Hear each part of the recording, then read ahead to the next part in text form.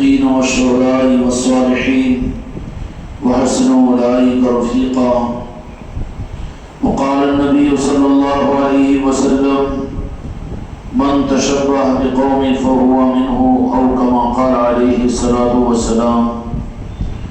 وقال الله تبارك وتعالى في عزمته النبي الكريم، في عزمته العظيم، في كلام المجيد والفرقان الحميد، في شان حبيبه: إن الله وملائكته يصلون على النبي يا أيها الذين آمنوا صلوا عليه وسلموا تسليما. اللهم صل على محمد وعلى آل محمد وبارك وسلم. صلاة وسلام عليك يا رسول الله، صلاة وسلام عليك يا حبيب الله. حاضرین اکرام اور عاشقین حضور پیران پیر سیدنا غوث اعظم دستگیر رحمت رضوان، آپ حضرات کے محفلوں میں اپنی عظمتوں اور نیتوں اور ارادوں کے ساتھ میں ان مجلسوں کی حاضری ہماری اور آپ کی بارگاہ غوث اعظم کی بارگاہ کی قبولیت کی دلیل ہے، اس لیے کہ اللہ رب العالمین نے اپنے نیک اور خاص بندوں کو اپنے بندوں کے لیے بڑا مہربان بناتا ہے۔ دنیاوی اصول کے اعتبار سے بھی شریف آدمی وہ ہوتا ہے کہ جو کسی کا احسان نہیں رکھتا، بلکہ شرافت اور قانونیت کا تقاضا یہ ہوتا ہے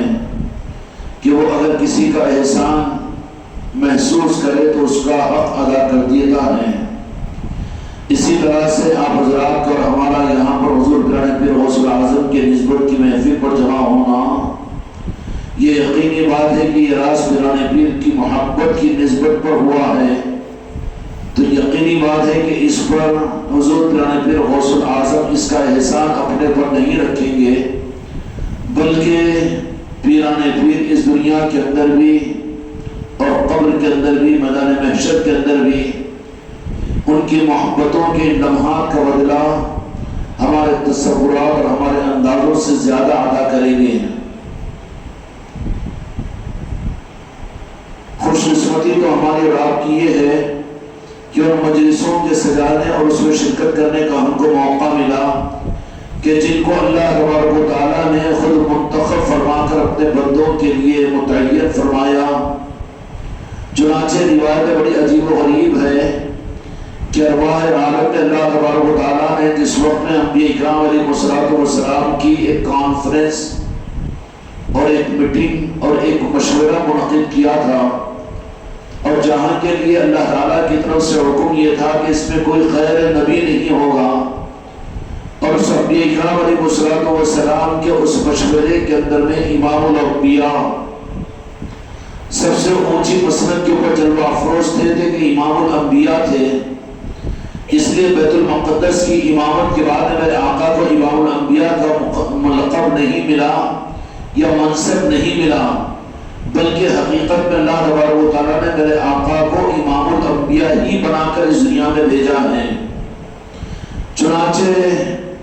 ارواح عالم کے اور انبیاء اکرام علیہ السلام کی روحوں کے اجتماع میں دو جہاں کے مالک میرے آقا بڑی اونچی مسند کے اوپر جلوہ افروز ہے، اور ہر نبی کی روح یہ پہچان رہی ہے کہ جتنی روحیں ہیں وہ صرف پاک اور نبیوں کی روحیں تھی، وہاں پر کوئی دوسرا غیر نبی نہیں تھا۔ لیکن فوراً یہ اعلان ہوتا ہے کہ اللہ رب العالمین کی طرف سے کہ دیکھو اس انبیاء کے ارواح کے بالمقابل میں کوئی غیر نبی کی روح تو موجود نہیں ہے۔ متحیر متقدمین علماء نے اس روایت کو نقل کیا، تو جیسے ہی اعلان ہوتا ہے تو فوراً ان انبیاء اکرام علیہ السلام کے سارے مجمع کے اوپر غور کیا جاتا ہے کہ غیر نبی تو کوئی نہیں ہے۔ چنانچہ فرشتے جب دیکھتے ہوئے پہچانتے ہوئے اس مقام پر پہنچتے ہیں تو اطلاع یہ دی جاتی ہے تو جہاں کے مالک امام الانبیاء کو یہ کہا جاتا ہے کہ ہاں تمام تو انبیاء اکرام کی روحیں موجود ہے، لیکن ان روحوں کے اندر میں ایک روح غیر نبی کی بھی محسوس ہوتی ہے۔ اس لیے عظمتیں اپنی جگہ ہے پیران پیر غوث اعظم کی، لیکن ہم ان کو نبی کا اعتقاد تو نہیں رکھتے، بلکہ امام الاولیاء اور امام الاولیاء ہے، استغیث ہے، اللہ تعالیٰ نے بڑا اونچا مقام عطا کیا۔ تو فرشتوں نے جب آپس میں کہنا شروع کیا کہ سارے تو انبیاء کی روحیں ہیں، لیکن ایک روح نبیوں کی نظر نہیں آتی بلکہ غیر نبی کی ہے، کہ منصب نبوت کی پہچان دے کر فرشتوں سے چیک اپ کروایا گیا تھا۔ جب یہ آپس میں فرشتے کہنے لگے کہ ایک روح غیر نبی کی محسوس ہوتی ہے اور کسی کی جرات نہیں ہو رہی ہے کہ وہاں پر جا کر کچھ کہے، اور فرشتوں کی ان بے چینیوں کو دیکھ کر دو جہاں کے مالک میرے آقا نے ان فرشتوں سے کہا کہ تمہاری پریشانی اور پریشانی کی وجہ کیا ہے؟ تو دو جہاں کے مالک کی بارگاہ میں آ کر انہوں نے عرض کیا کہ یا رسول اللہ امام الانبیاء، کہ تمام انبیاء کی روحیں بے شک اس مقام پر صرف نبیوں کی روح موجود ہے، روحیں موجود ہے، لیکن ایک روح کے متعلق ہم فیصلہ نہیں کر پا رہے ہیں کہ یہ تو کیا نبی کی روح نہیں ہوگی؟ تو دو جہاں کے مالک میرے آقا نے فرمایا کہ ہاں وہ نبی تو نہیں ہے، لیکن جیسے ہی میرے آقا کی منشا ہوئی فوراً سیدنا پیران پیر غوث الاعظم دستگیر احمد رضوان کی روح اپنے مقام سے اٹھی اور ظاہر کیا کہ ہاں میں نبی تو نہیں ہوں، لیکن یا رسول اللہ آپ کی امت کا وہ امتی ہوں کہ جو آپ کی امت کو سنبھالنے کے لیے رب نے مجھے اختیارات عطا فرمائے۔ چنانچہ دو جہاں کے مالک نے مسکرایا اور کہا کہ تشریف رکھیے، وہاں ارواح انبیاء کے اندر میں اس مقام پر حضرت حضور پیران پیر غوث الاعظم کو وہ عصمت کا مقام کہ جہاں غیر نبی کی روح کا ناموجود ہونا ہو، وہاں پر حضور پیران پیر غوث الاعظم دستگیر احمد رضوان کی روح کو موقع کا مل جانا، وہاں پر آپ کے وجود کو برداشت کیا جانا، یہ اس بات کی دلیل ہے کہ آپ کا مقام نبوت کا تو نہیں ہے، لیکن نبوت کی نورانیت میں کم نہیں ہے، بلکہ حقیقت یہ ہے کہ جہاں پر نبوت کا سلسلہ ختم ہوگا تو قیامت تک کے لیے نبوت کے اس منصب کے بغیر نبوت کے نظام کے سنبھالنے کی ذمہ داری رب العالمین نے ارواح انبیاء کے اس مجمع میں حضور پیران پیر غوث الاعظم کو عطا فرمائی تھی۔ چنانچہ غوث الاعظم اس دنیا میں تشریف لانے کے بعد میں انسانوں کو غوث الاعظم کی پہچان نہیں ہوئی، جیسا سوالات انبیاء کرام علیہ السلام کی خاصیت یہ ہے کہ وہ اس دنیا میں آنے کے بعد میں ان کو تعارف کروانے کے بعد قوم اور انسانوں نے پہچانا کہ وہ نبی اور رسول ہے، لیکن میرے آقا جہاں کے مالک محمد رسول اللہ صلی اللہ علیہ وسلم کی خصوصیت اور اشرفیت اور خصوصیت یہ ہے کہ صرف وہ واحد میرے آقا کی ذات ہے کہ جن کے دنیا میں آنے سے ہزاروں سال پہلے نبیوں سے میرے آقا کی آمد کا آپ کا تعارف کروایا گیا۔ یہی شان حضور پیران پیر غوث الاعظم کے اندر ولایت کی صورت میں ملتی ہے کہ جیسے انبیاء اکرام علیہ السلام نے میرے آقا کی ولادت کر میرے آقا کے آنے کی اطلاع دی اور قوموں کو آگاہ کیا کہ ایک آنے والے ہیں، ایسے ہی تاریخ پر نظر رکھنے سے پتہ یہ چلتا ہے کہ نبوت کی شان علیحدہ ہے، لیکن ولایت کی شان میں کوئی اولیاء ایسے اولیاء نہیں ہے کہ جو حضور پیران پیر غوث الاعظم دستگیر احمد رضوان کی طرح سے کہ وہ مشاہمت ہے کہ جیسے نبیوں نے تعارف کروایا کہ ایک آنے والے ہیں وہ میرے آقا کی ذات ہے، ایسے ہی اولیاء نے تمام اولیاء نے حضور پیران پیر غوث الاعظم کا تعارف کروایا کہ زمانے کے اعتبار سے تو بعد میں آئیں گے، زمانے کے بعد میں تو میرے آقا کے دنیا کے پردہ فرمانے کے 550 برس کے بعد وہ تشریف لائیں گے، لیکن ان کی ولایت کا چرچا زمین پر ہوتا رہا، اولیاء کی محفلوں میں ہوتا رہا، روحانیت کے نظام میں ہوتا رہا۔ چنانچہ ائمہ طریقت کے اندر میں حضرت امام عسکری رحمت اللہ علیہ جو 10ویں امام ہیں، انہوں نے ایک مرتبہ اپنی مجلس خاص کے اندر میں فرمایا اپنے قریب کے آل کے لوگوں کو بٹھا کر کہ کہا کہ دیکھو اس ذمہ داری میں تم کو دینا چاہتا ہوں، اور وہ ذمہ داری یہ ہے کہ میرے بعد میں بہت زمانے کے بعد میں تقریباً 300-350 سال کے بعد میں ایک غوث الاعظم اس دنیا میں اللہ تبارک و تعالیٰ ان کو بھیجے گا، اور ان کی عظمت کا عالم یہ ہوگا کہ ان کی قطبیت کا، ان کی غوثیت کا چرچا دنیا کے چاروں کونوں میں ہو رہا ہے،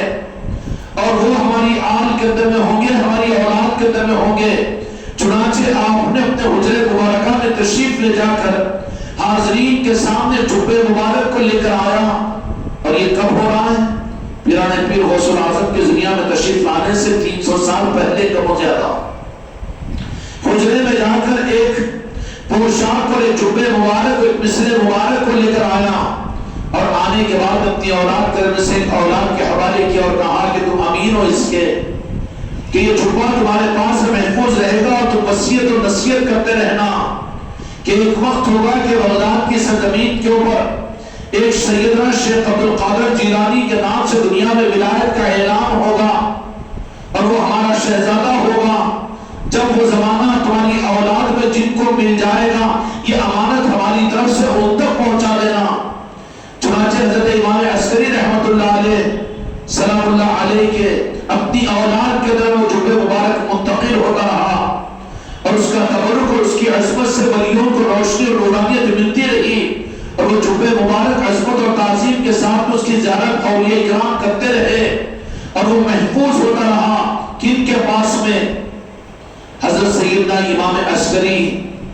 علیہ السلام جو مولا علی کی آل ہیں،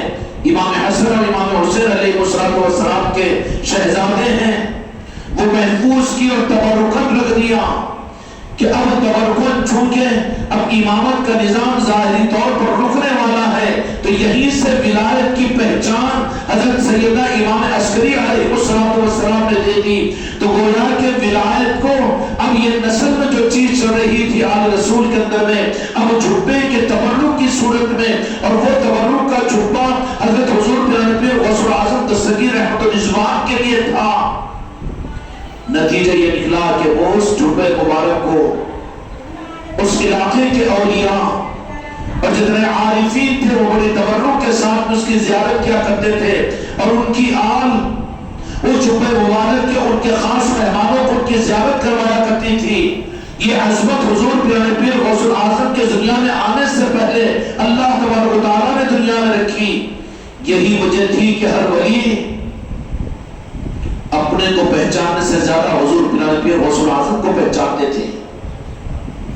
چنانچہ تیسری صدی ہجری کے اندر، تقریباً دوسری صدی ہجری کے قریب، حضرت سیدنا سرکار جنید بغدادی رضی اللہ تعالیٰ عنہ ہیں، ایک موقع پر اپنے مریدین کے ساتھ میں اپنی خانقاہ میں بیٹھے ہوئے ہیں، استغراق کی حالت میں بے خودی طاری ہو گئی، اور بے خودی طاری ہونے کے بعد میں ایک روایت منبر پر بھی ملتی ہے، اور ایک روایت یہ بھی ملتی ہے کہ بے خودی طاری ہوگی جو زبان مبارک سے سرکار جنید بغدادی رضی اللہ عنہ، کون ہے جنید بغدادی رضی اللہ عنہ؟ جو بظاہر پیرانے پیر غوث العظم سے پہلے کے جلیل القدر اولیاء ہے، جو حضرت سری سختی کے مرید ہیں، اور مشکل سے 150-200 سال کا زمانہ میرے آقا کو پردہ فرما کر نہیں گزرا، وہ ام گویا کہ صادقین اور اولیاء کے اولین میں سے ہیں۔ اس وقت کے قریب پھر میں کہنے لگے کہ ہاں میں نے بھی اپنی گردن پر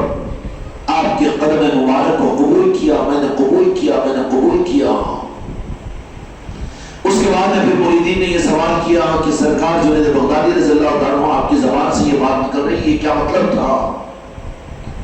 تو عالم استغراث کے اندر میں خدا کے ساتھ خاص مقامات کے موقع پر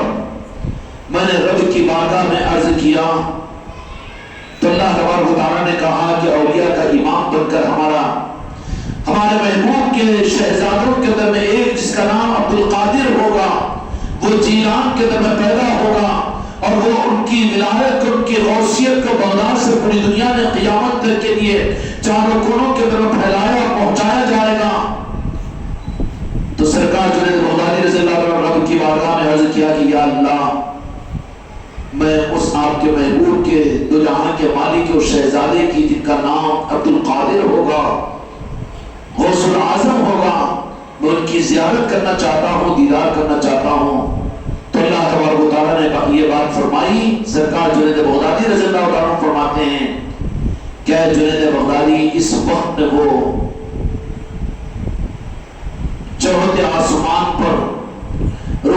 روحانیت کی لہروں کے اندر بھی اس وقت میں غوطے لگا رہے ہیں، اس وقت میں ان کا دیدار آپ کے لیے ناممکن ہے۔ تو فرمایا کہ پھر کیا، کہ ٹھیک ہے، اس کے بدلے میں صرف یہ ہے کہ وہ اپنے وقت میں اعلان کروائیں گے ہم ان سے کہ ہر ولی کو ولایت کی مہر دینے کے لیے ہر ولی اپنے گردن پر ان کے قدم مبارک کو قبول کرے گا۔ جنید بغدادی، ان کے زیارت کی تم نے تمنا کی ہے تو ہم وہ انعام تم کو اب اس وقت میں دیتے ہیں کہ تم سیدنا شیخ عبدالقادر جیلانی رحمۃ اللہ علیہ کے قدم مبارک کو پیشگی میں اپنی گردن مبارک اپنے پیٹھے مبارک پر قبول کیجئے۔ چنانچہ اعزاز کے طور پر سیدنا جنید بغدادی رضی اللہ تعالیٰ عنہ نے اعلان کیا کہ یا شیخ عبدالقادر جیلانی، آپ کا قدم مبارک میری گردن پر۔ حالانکہ زمانے کے اعتبار سے سرکار جنید بغدادی رضی اللہ تعالیٰ عنہ، جن کے بارے میں خود حضور پیارے پیر غوث الاعظم نے فرما دیا کہ وہ میرے آقا اور میرے سرکار ہے، سرکار جنید بغدادی، لیکن معاملہ یہاں پر یہ ہو رہا ہے کیونکہ قانون کے تحت میں بات یہ آتی کہ ہر ولی کی گردن پر پیرانے پیر کے قدم مبارک ہے۔ یہ اعزاز ان کے زیارت کی طرف میں، اور یہ جو شوق حضرت جنید بغدادی رضی اللہ عنہ کو پیدا ہوا اور جو کچھ ان کی محبت میں آپ نے استغراق کی عالم میں رب سے بات کی، اس کی وجہ وہ اطلاع خاص تھی جو پیرانے پیر کی سیدنا جنید بغدادی رضی اللہ عنہ کو دی گئی، اور اس کی وجہ کیا تھی کہ وہ جبہ مبارک روئے زمین کے اوپر حضور پیرانے پیر غوث الاعظم کا ائمہ طریقت کے اندر میں نسل در نسل منتقل ہو رہا تھا، وہ موجود تھا، جس کی وجہ سے حضور پیرانے پیر غوث الاعظم دستگیر رحمۃ اللہ علیہ کے ان عظمتوں کا ڈنکا ساری دنیا میں بج رہا تھا۔ یہی نہیں بلکہ یہ تو بعد کے زمانے کی بات عرض کر رہا ہوں، لیکن پیرانے پیر غوث الاعظم کی عظمتوں کا کیا ٹھکانہ، ہم کیا اندازہ لگا سکیں۔ روایتیں بڑی عجیب و غریب ہے۔ علماء متاخرین اور محدثین کاملین نے ایک روایت شب معراج کے وقت میں وہ نقل فرمائی کہ جس وقت دنیا کے مالک میرے آقا محمد رسول اللہ صلی اللہ علیہ وسلم کو اللہ تبارک و تعالیٰ نے معراج کی شب کے لیے آسمانوں پر بلایا، اور آسمانی دنیا کا سفر جب ہو چکا، اب وہ مقام جس مقام سے آگے بڑھنے کا، وہ مقام آگے کسی اور کا مقام نہیں تھا، جہاں پر حضرت جبرائیل امین علیہ السلام نے بھی ساتھ چھوڑ دیا اور کہا کہ یہاں سے میں آگے بڑھ نہیں سکتا۔ چنانچہ دو جہاں کے مالک میرے آقا کے لیے نور کی ایک سواری رفرف کی صورت میں،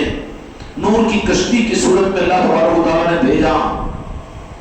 اور دو جہاں کے مالک میرے آقا نے اس کشتی میں سوار ہونے کے لیے جبرائیل علیہ السلام سے اس مقام پر جو منتقل ہو رہے ہیں، تو وہاں پر ایسا محسوس ہوا کہ کسی بات کا اظہار رب کی طرف سے ہونے والا ہے، تو دو جہاں کے مالک وہاں پر چند لمحات کے لیے توقف فرمایا، تو فوراً ایک کاندھا آگے بڑھتا ہے اور دو جہاں کے مالک میرے آقا کے سہارے کے لیے اپنے کاندھے کو دیکھتا ہے، جو بڑا منور بڑا نورانی کاندھا محسوس ہوتا ہے، اور میرے آقا اس وقت اپنے دستے مبارک اور دستے رحمت کو اس کاندھے مبارک پر رکھتے ہیں، اور وہ بڑی عظمتوں کے ساتھ میں اس کاندھے کے بوجھ کو اور اس دستے مبارک کی اس ٹھنڈک کو محسوس کر کے بہت زیادہ خوش ہوتے ہیں۔ اب اس خوشی کے انداز کے اندر میں تو جہاں کے مالک میرے آقا محمد رسول اللہ صلی اللہ علیہ وسلم سوال کرتے ہیں کہ یہ آخر کون ہے؟ تو اللہ تبارک و تعالیٰ کی طرف سے یہ جواب دیا جاتا ہے کہ یہ کوئی فرشتہ نہیں، جہاں فرشتے کا حضور نہیں ہو سکتا۔ سدرہ ہو چکا ہے، باہر ہو چکے ہو سدرۃ المنتہا کے، میرے محبوب آپ جا چکے ہو، جہاں فرشتے نہ ہو وہاں پر غوث الاعظم ہو تو کیا مقام ہے، جہاں انبیاء کے علاوہ غیر نبی نہ ہو وہاں میرے پیرانے پیر ہے، کیا مقام ہوگا پیرانے پیر کا۔ کون اندازہ لگا سکے پیرانے پیر کی قربیت اور آپ کی غوثیت اور آپ کے مقام کا،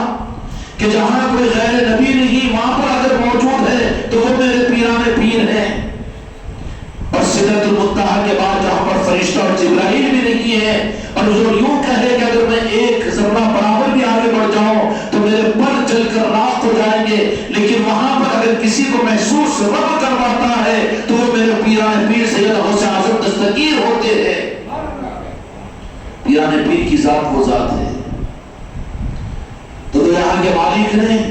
اظہار کے لیے ایسی بات نہیں کہ میرے آقا کو معلوم نہیں تھا، لیکن اظہار کروانا، محدثین کی روایتوں میں لانا اور امت کے علم میں پیرانے پیر کے مقام کو بتانا مقصود تھا۔ تو کہا کہ اس کاندھے کے بارے میں تحقیق فرمایا میرے آقا نے، تو کہا کہ اے میرے محبوب، آپ کی آل میں آپ کے دنیا سے پردہ فرمانے کے زمانے کے بعد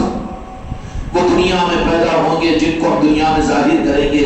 وہ جن کا نام عبد القادر ہوگا اور جن کو ہم غوثیت کا مقام ادا کریں گے اور جن کی ولایت اور جن کی غوثیت دنیا کے چاروں کونوں میں پہنچے گی، وہ ہے آپ کے شہزادے۔ معراج کی شب میں غوث پاک کی عظمت کا اظہار، تو ہم قاصر ہیں نا کہ غوث پاک کی عظمت کا اظہار کر سکیں، بلکہ ہم قاصر ہیں کہ آپ کی عظمتوں کو ہم سن بھی نہیں سکتے، تاب نہیں لا سکتے۔ اس لیے پیرانے پیر غوث اعظم کی ذات یہاں تو وہی بچ سکے گا جن پر پیرانے پیر کی نظر کرم ہوگی، ورنہ یہ وہ مقامات ہیں جو احادیث کے اندر بیان کیے گئے ہیں کہ جہاں پر آدمی کے لیے بہت عقیدے کے بچانے کی ضرورت پڑتی ہے، کہ جہاں کوئی غیر نبی نہیں تو وہاں پر غیر نبی پیرانے پیر کو کیوں رکھا گیا، اور جہاں پر جبریل علیہ السلام کا پہنچنا مشکل ہو گیا یا نہیں پہنچ سکے، وہاں پر حضور پیرانے پیر غوث اعظم کو اللہ تبارک و تعالیٰ نے کیوں رکھا، اور پھر ان کے لیے جبے کا انتظام آل علی اور اولاد علی کے در میں ائمہ طریقت کے امام برحق حضرت عسکری رحمت اللہ علیہ نے اپنی اولاد کو وہ جبے مبارک دیا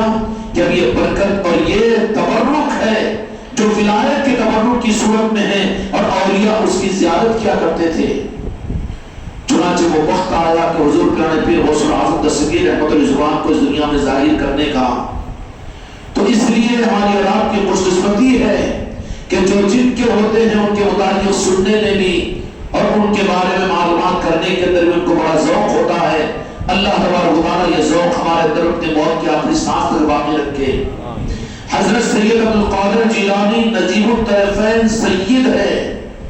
نجیب الطرفین سے مراد یہ ہے کہ آپ والد محترم کی طرف سے حسنی ہیں اور والد محترمہ کی طرف سے حسینی ہیں۔ جو والد اور والدہ کی طرف سے حسنی اور حسینی ہو ان کو نجیب الطرفین کہتے ہیں۔ جیسا کہ پہلے بیان کر دیا گیا کہ آپ کے والد کا نام سید ابو صالح موسیٰ جنگی دوست تھا۔ کیا نام تھا؟ سید ابو صالح موسیٰ، اور والد مالدہ کا اسم گرامی ام الخیر فاطمہ ہے، اور ان کا لقب ام الجبار ہے۔ حضرت غوث اعظم کا اصل نام حضرت عبد القادر جیلانی ہے، کنیت ابو محمد، لقب محی الدین ہے، مگر عامت المسلمین میں آپ کو محبوب سبحانی، غوث الثقلین اور غوث اعظم کے نام سے مشہور ہیں۔ سلسلے نسب، آپ کا سلسلے نسب والد ماجد کی طرف سے 11 واسطوں سے اور بواسطے مادر محترم 14 واسطوں سے امیر المومنین حضرت علی کرم اللہ وجہہ الکریم تک پہنچتا ہے۔ آپ والد ماجد کی نسبت سے حسنی ہیں اور سلسلہ نسب یوں ہیں: سید محی الدین بو محمد عبد القادر ابن سید ابو صالح موسیٰ جنگی دوست، ابن سید عبداللہ بن سید یحییٰ زاہد بن سید محمد شمس الدین زکریا بن سید ابو بکر داؤد بن سید موسیٰ ثانی بن سید عبداللہ ثانی بن سید موسیٰ جون ابن سید عبداللہ محض ابن سید امام حسن مسنہ ابن سید امام حسن بن سیدنا علی کرم اللہ وجہہ الکریم۔ یہ والد محترم کی طرف سے آپ کا شجر مبارک ہے۔ آپ والد ماجدہ کی نسبت سے حسینی ہے اور سلسلے نسب یوں ہیں: سید محی الدین ابو محمد عبد القادر بن محمد جبار بنت سید عبداللہ سومعی بن سید ابو جمال بن سید محمد بن سید محمود بن سید ابو العطا عبداللہ بن سید کمال الدین عیسیٰ بن سید ابو العلاء الدین محمد جواد ابن امام سید علی رضا ابن موسیٰ کاظم ابن امام جعفر صادق بن امام محمد باقر بن امام زین العابدین بن امام ابو عبداللہ حسین ابن امیر المومنین مرتضی الکریم کرم اللہ وجہہ الکریم۔ آپ کا وطن اصلی قصبہ نیف علاقہ گیلان بلاد فارس ہے۔ آپ قادری اور بغداد شریف کے اندر میں آپ کی ولایت کا مرکز بنا ہے اور قیامت تک کے لیے مرکز ولایت، اور آپ کے فیضان کا چشمہ بغداد شریف میں ہے، لیکن آپ کے دنیا میں تولد ہونے کا مقام آپ کا وطن اصلی قصبہ نیف علاقہ گیلان بلاد فارس ہے۔ عرب کے لوگ اس کو جیل اور جیلان کہتے ہیں، کیونکہ عربی میں گیلان کے گاف کو بدل کر جیم لگا دیا جاتا ہے۔ اس طرح آپ کو گیلانی یا جیلانی جو کچھ بھی کہا جائے درست ہے۔ یہ تبرستان کے پاس ہے، یہ ایران کے قریب کا ملک ہے یہ، کیونکہ علاقے جیل کے باشندوں کو عام طور پر جیلی کہا جاتا ہے۔ چنانچہ خود حضور نبی غوث اعظم نے اپنے بارے میں فرمایا، یعنی میں جیل کا رہنے والا ہوں اور محی الدین میرا نام ہے اور میری عظمت کے جھنڈے پہاڑوں پر گڑے ہوئے ہیں۔ آپ کے دنیا میں پیدا ہونے سے پہلے ہی اولیاء اکرام نے بشارتیں دی تھی، جن کے 2-3 میں نے تذکرے آپ کے سامنے عرض کر دیے کہ شیخ ابو محمد بطائی کا بیان ہے کہ امام حسن عسکری رحمۃ اللہ علیہ نے بوقت وصال اپنا جبہ مبارک حضرت شیخ معروف کرقی کے سپرد کیا اور وصیت کی کہ امانت محبوب سبحانی سیدنا شیخ عبدالقادر جیلانی تک پہنچا دینا کہ میرے بعد آخر صدی پنجوں میں بزرگ ہوں گے۔ شیخ معروف کرقی نے یہ جبہ حضرت جنید بغدادی رضی اللہ عنہ تک پہنچایا۔ انہوں نے شیخ ونوری کے سپرد فرمایا۔ اس طرح یہ مقدس امانت منتقل ہوتے ہوتے ایک عالم باللہ کے ذریعے سن شوال 497 ہجری میں حضرت غوث الاعظم تک پہنچ گئی، یعنی حق بقال رسید۔ اسی طریقے سے مختلف اولیاء اکرام نے آپ کے دنیا میں تشریف لانے کی بشارتیں سنائی ہے۔ حضرت خواجہ حسن بصری فرماتے ہیں، محمد بن احمد سید ابن زریق الزنقانی قدس روح المنوری نے اپنی کتاب روضۃ النوازل اور نزلۃ الخواتین کے باب ششوم میں ان مشائخ کا جنہوں نے حضرت سیدنا غوث اعظم کی قربیت کا مرتبے کی شہادت دینے کا تذکرہ فرمایا، ذکر کرتے ہوئے لکھا ہے کہ آپ سے پہلے اولیاء الرحمن میں سے کوئی بھی حضرت کا منکر نہیں تھا، بلکہ انہوں نے آپ کی آمد کی بشارت دی ہے۔ حضرت خواجہ حسن بصری، یہ کون ہے حضرت خواجہ حسن بصری؟ یہ کون ہے؟ حضرت مولا علی مشکل کشا علیہ السلام کے مرید ہیں۔ حضرت خواجہ حسن بصری نے اپنے زمانے مبارک سے لے کر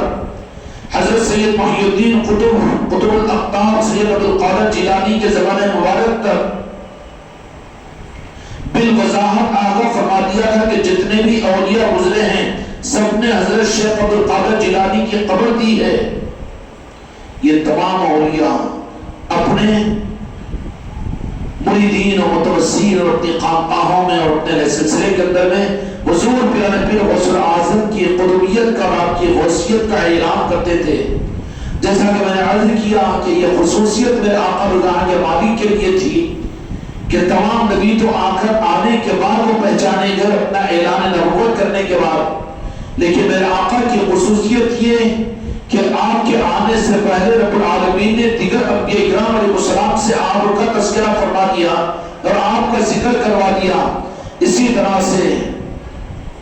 اسی لیے موقع پر حضور پیارے پیر غوث اعظم دستگیر رحمۃ اللہ علیہ خود فرماتے ہیں کہ جیسے تمام انبیاء میں ہمارے نانا دو جہاں کے مالک حضرت محمد مصطفیٰ صلی اللہ علیہ وسلم کا مقام ہے، آپ کی اشرفیت اور آپ کی امامت، ایسے ہی اللہ تبارک و تعالیٰ نے تمام اولیاء میں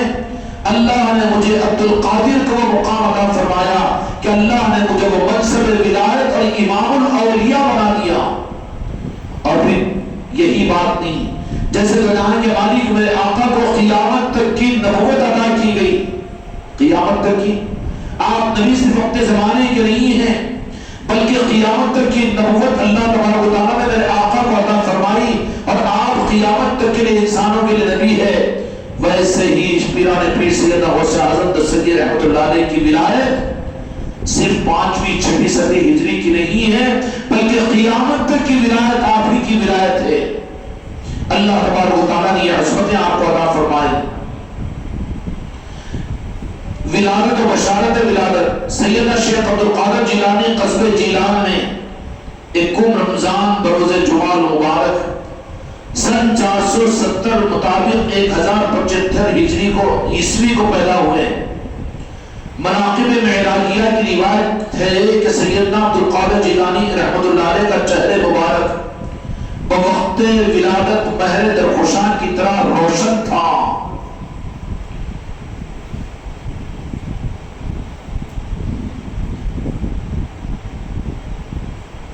سیدنا شیخ عبدالقادر جیلانی رحمۃ اللہ علیہ کی ولادت مسعود کے وقت بہت سے حیرت انگیز واقعات ظہور پذیر ہوئے۔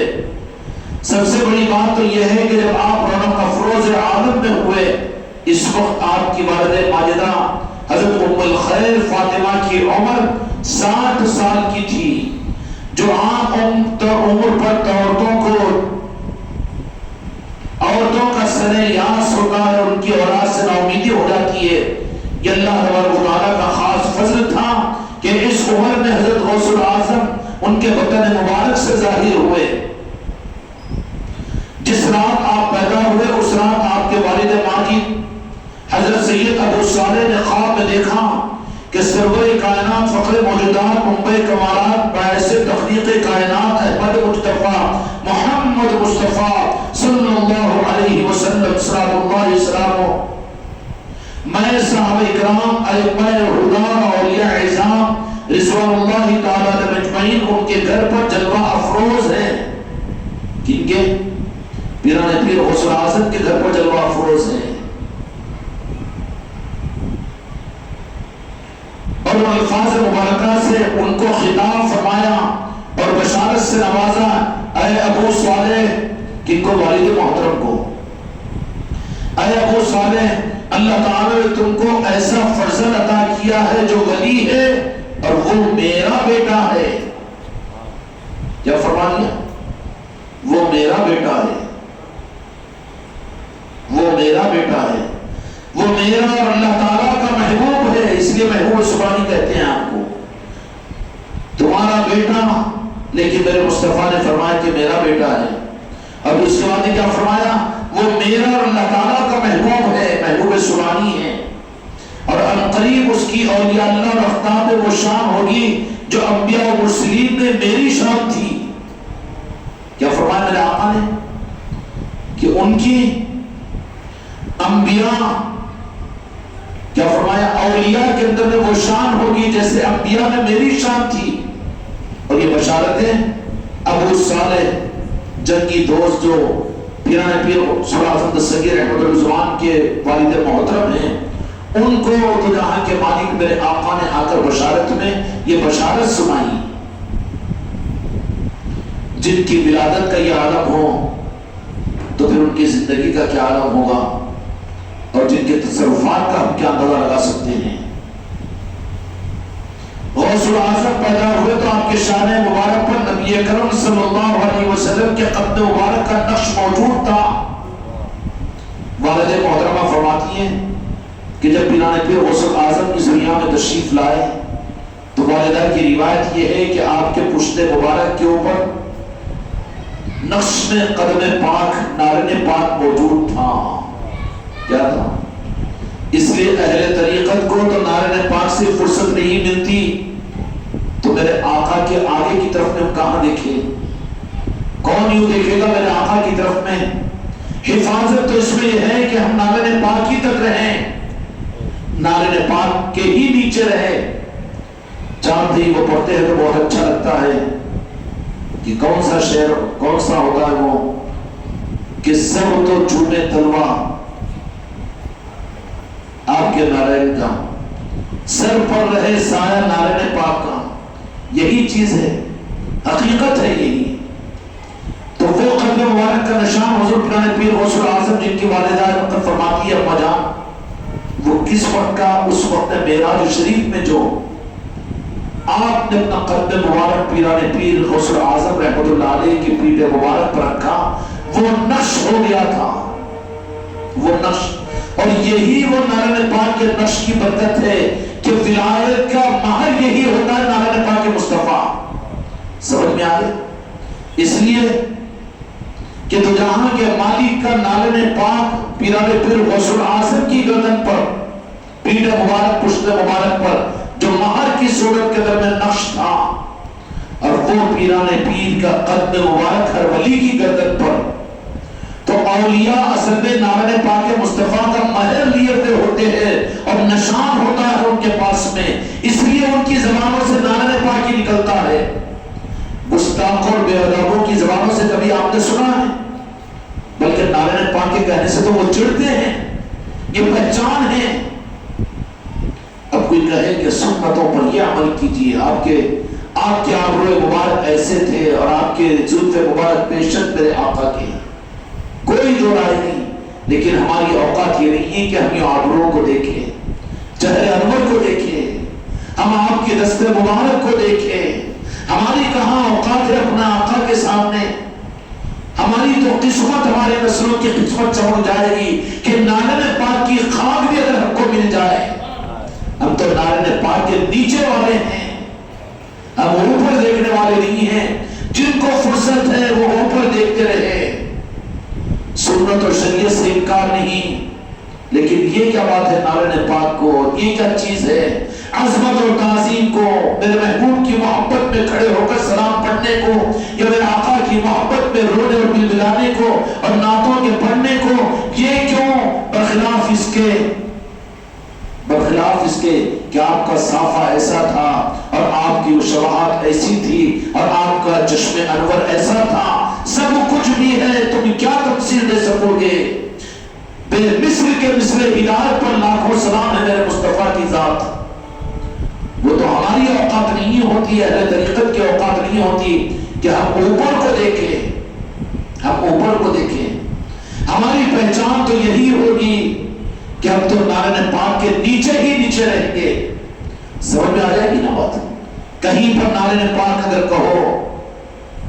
تو جو اوپر والے مغرور و متکبر ہوں گے، یہ بھی کوئی چیز تذکرے کی ہے،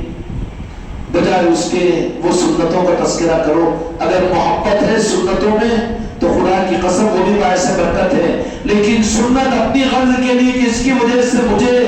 جنت ملے گی، تو یہ غرض والی سنت کا اختیار کرنا بھی یہ محروم ہو جائے گا. اللہ کے پاس اپنے محبوب کی محبت میں غرض اللہ پسند نہیں کرتا. لیکن اس کے برخلاف میں اچھے اور سچے لوگوں کی پہچان کیا ہے، اور سبلے ہوئے لوگوں کے، اچھے لوگوں کی پہچان کیا ہے کہ وہ ان کے پاس میں تو نارائن پاک مصطفیٰ سے آگے بڑھنے کی ان کی جرأت ہی نہیں ہوتی. اور پھر نارائن پاک مصطفیٰ کیا ہے کہ ابھی ہم نارائن پاک مصطفیٰ ہی کی عظمت کو سمجھ نہ سکے. کہاں سمجھے؟ اگر سمجھنے کی کوشش کرو گے تو کہہ دو جنت بھی پھیکی پڑ جائے گی، عرش بھی پھیکا پڑ جائے گا، رب کی کائنات بھی پھیکی پڑ جائے گی نارائن پاک مصطفیٰ کے مزہ اور لذت کے سامنے. جن کو یہ لذت نارائن پاک مصطفیٰ کی میرے مصطفیٰ اگر عطا فرما دیتے ہو تو ان کو اگل کر اکاری کے سامنے نعوذ باللہ نام نارائن پاک مصطفیٰ لینا نہیں پڑتا، بلکہ اپنے بیوی بچوں کے سامنے بھی، اپنے دوست احباب، اپنے خاندان برادری کے اندر بھی بنداز زبان سے نارائن پاک نکل جائے گا. کوئی لوگ کہیں گے کہ وہ یہ کہے گا کہ نارائن پاک مصطفیٰ، کہیں گے کہ نہیں وہ یہ کہے گا کہ نارائن پاک مصطفیٰ. کیا ہے جی وہ شعر پڑھ دینا چاہتے تو کہ سب تو چومے آپ کا تلوا. کیا ہے؟ ہاں، میرے سر پر ہو نارائن پاک کا سایہ. نارائن پاک کیا ہے جو نارائن پاک کو نہیں سمجھ سکا، نہیں جان سکا، وہ میرے آقا کے ان اونچی چیزوں کو کیا سمجھ سکے گا؟ نارائن پاک کیا ہے نالے پاک کیا ہے؟ اگر رب سے پوچھو تو رب بتائے گا کہ میرے محبوب کے نالے پاک میرے پاس میں کتنی عظمت والے ہیں۔ جبرائیل بتائیں گے کہ نالے پاک کیا ہے، اللہ بتائے گا کہ میرے محبوب کے نالے پاک کیا ہے، اور سید کائنات فاطمہ الزہرا سلام اللہ علیہ بتائے گی کہ میرے آقا کے قلب مبارک کیا ہے۔ ملک الموت سے پوچھو تو وہ بتائیں گے کہ نالے پاک کے مصطفیٰ کیا ہے۔ رب سے پوچھو تو کہے گا کہ نالے پاک کے مصطفیٰ کیا ہے، تو رب یہ کہہ دے گا کہ نالے پاک کے مصطفیٰ وہ ہے کہ عرش پر بلانے سے عرش کو نالے پاک کو عظمت نہیں بلکہ عرش کو عظمت دینے کے لیے میں نے اپنے محبوب کے نالے پاک کو عرش پر بلایا ہوں۔ جنت سے پوچھو نالے پاک کیا ہے تو وہ کہے گی کہ میری عظمت کی بنیاد صرف یہ کہ جنت میں میرے آقا اور مالک کائنات محمد رسول اللہ کے نالے پاک پہنچے ہیں۔ سمجھ میں آئی بات؟ نالے پاک یہ ہے، ہماری اوقات اس سے اوپر کی نہیں ہے کہ ہم اوپر کو گھور کر دیکھیں، اوپر کو دیکھیں۔ نالے پاک یہی آخری ہماری منزل ہے۔ جن کو نالے پاک کا نسبت مل گئی اور عظمت مل گئی اور اسی کے اوپر ٹھہر کر رہ گئے، اس لیے دنیا کے تمام اولیاء بھی وہ تو اور لوگ ہوتے ہیں جو آپ کے اور آزاد جوارے کے تذکرے کر کے آپ کے عظمتوں کا اظہار کرتے ہیں، لیکن اولیاء کو نالے پاک ہی سے فرصت نہیں ملتی، وہ تو اسی میں خوش رہتے ہیں، اس لیے کہ نالے خود اس عظمت والے کہ بندے کے بس کی بات نہیں کہ عظمت کو پہچانے۔ اللہ نے حکم دیا جبرائیل امین علیہ السلام کو معراج پر بلانے کے لیے، تو کہا کہ یا اللہ میں کیسے بلاؤں؟ کہا کہ کیا بات ہے کہ جبرائیل تمہارے آنکھوں کے اوپر ہم نے جو پلکیں کافری پلکیں عطا کی ہے، اس کو تمہارے اندر میں ہم نے کیوں رکھا؟ کافری کی پلکیں جو ہوتی ہے کافور کی ٹھنڈک ہوتی ہے اور مشک کی بو ہوتی ہے۔ میرے محبوب اگر اس طرح فرما رہے تو جا کر اٹھانا نہیں، جگانا نہیں، بلکہ اپنی کافری پلکوں کو میرے مصطفیٰ کے تلوے مبارک جہاں پر نالے کہتے اس پلکوں کو ملو۔ کیا کرو؟ ملو۔ تو جبرائیل کو جب معلوم ہوا کہ کافری پلکیں اللہ نے کیوں عطا کی تھی،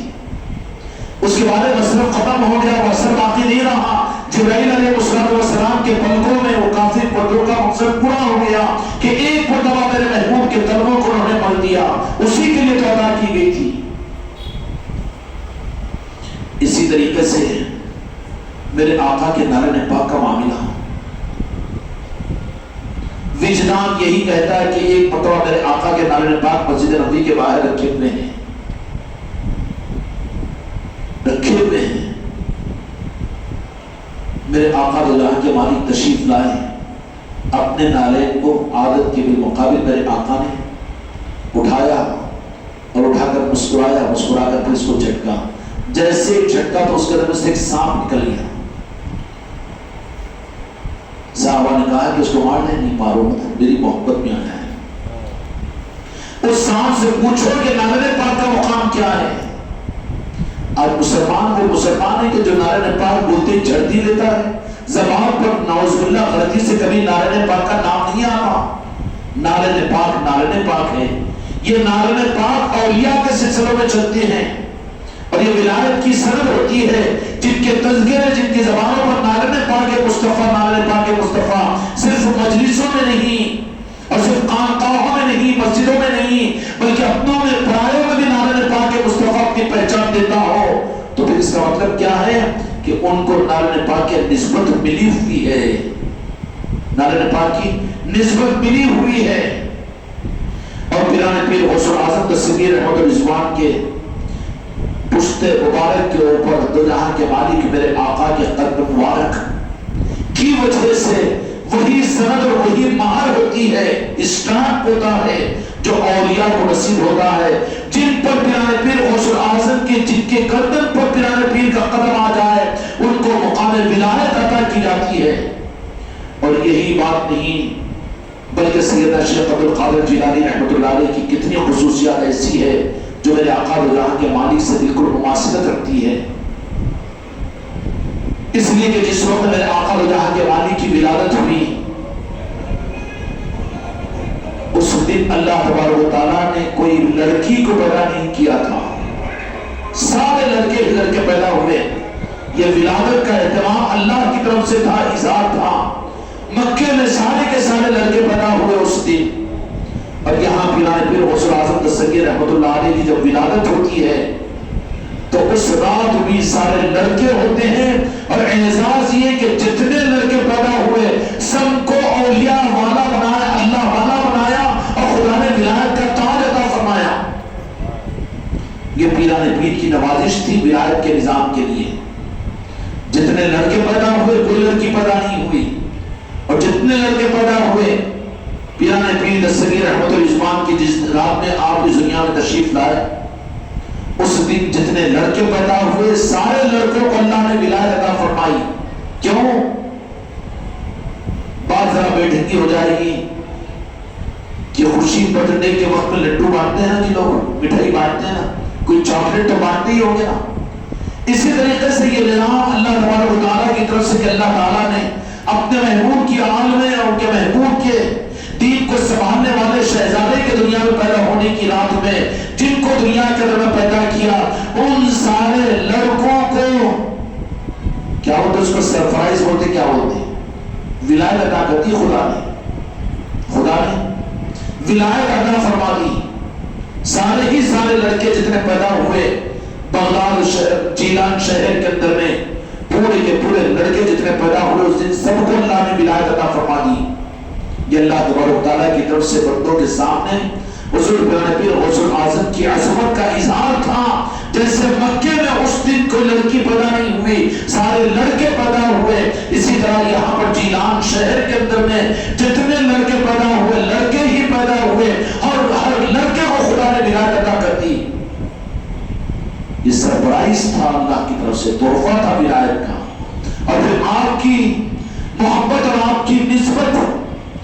آگے، جو آپ کی محبت اور آپ کی نسبت کے ساتھ میں چلے گا، دنیا کے کسی ولی کو ولایت بغیر غوث الاعظم کی نسبت کے نہیں مل سکتی۔ جو بھی ولی قیامت تک بنے گا وہ پیران پیر غوث الاعظم کی منشا کے بغیر نہیں بن سکتا، اور آپ کی عطا کی بھی ولایت کے بغیر کسی کو ولایت نہیں ملتی۔ یہ قیامت تک کے لیے غوثیت کا مقام حضور پیران پیر غوث الاعظم کو اللہ تبارک و تعالیٰ نے عطا فرمایا۔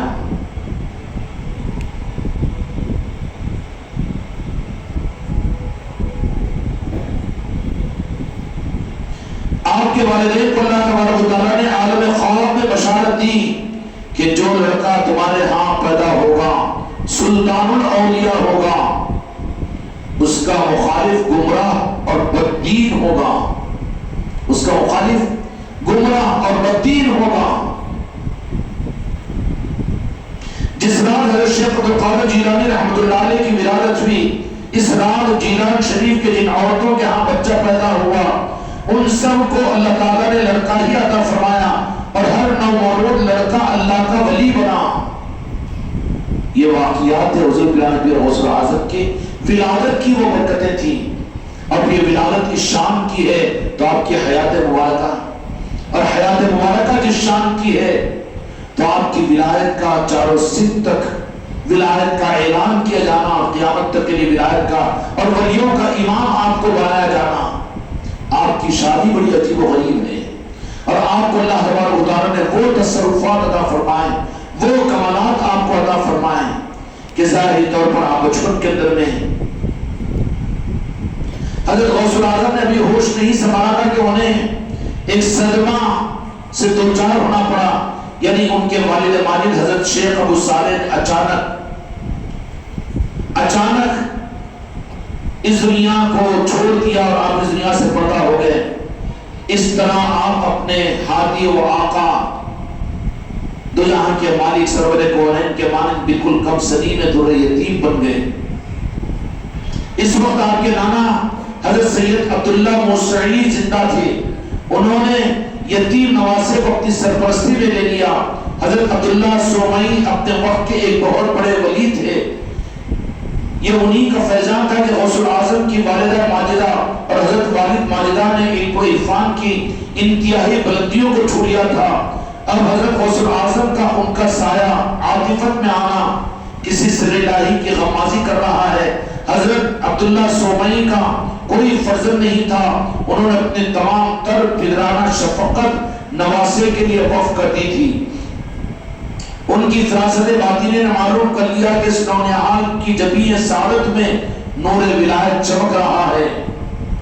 اس لیے فیضان باطنی سے انہوں نے ننھے عبد القادر کی خوب سیراب کیا۔ گویا حضرت غوث اعظم کے استاد اور مرشد اول حضرت سید عبداللہ سومئی جیسے جلیل القدر عارف زمانہ تھے۔ بچپن ہی سے حضرت شیخ عبد القادر جیلانی کو کھیل و کود سے کوئی رغبت نہ تھی، نہایت صاف ستھرے رہنے اور زبان مبارک سے کبھی کوئی کم عقلی کی بات نہیں نکلتی تھی۔ اپنے لڑکپن کے متعلق خود ارشاد فرماتے کہ عمر کی ابتدا کے دور میں جب کبھی میں لڑکوں کے ساتھ کھیلنا چاہتا تو غیب سے آواز آتی تھی کہ لہو نعیم سے باز رہو، جسے سن کر میں روح جایا کرتا تھا، اور اپنے گرد و پیش جو نظر آتا تو مجھے کوئی آواز دینے والا نہ دکھائی دیتا، جس سے مجھے دہشت سی معلوم ہوتی اور میں جلدی سے بھاگتا ہوا گھر آتا اور والد محترمہ کی آغوش محبت میں چھپ جاتا۔ اب وہی آواز میں اپنی تنہائیوں میں سنا کرتا ہوں۔ اگر مجھ کو کبھی نیند آتی ہے تو وہ آواز فوراً میرے کانوں میں آ کر مجھے متنبہ کر دیتی ہے کہ تم کو اس لیے نہیں پیدا کیا گیا کہ تم سویا کرو۔